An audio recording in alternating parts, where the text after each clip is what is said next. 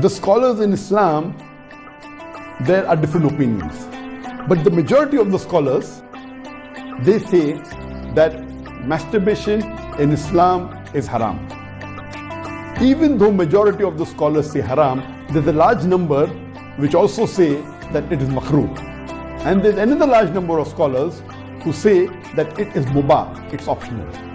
So based on what the scholars say and what medical science says, I agree more with the second group of scholars, and I would say that masturbation is makruh, it is discouraged.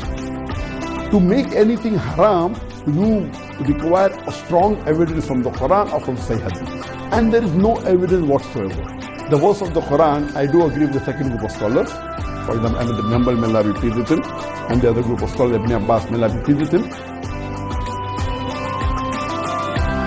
And this verse of Surah Mu'minun, chapter number 23, verse number 5 to 7, does not include masturbation. It's not prohibited, it is restricted to sexual intercourse.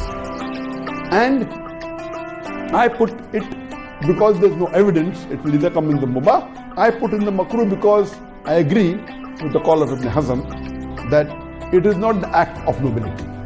But because majority of women are involved in it and there is no evidence from the Quran and the Sunnah to prohibit it, I put in the makruh category. I put it into the makruh category for various reasons. What are the reasons? It's not the act of the noble people. Number two, that excessive masturbation is haram.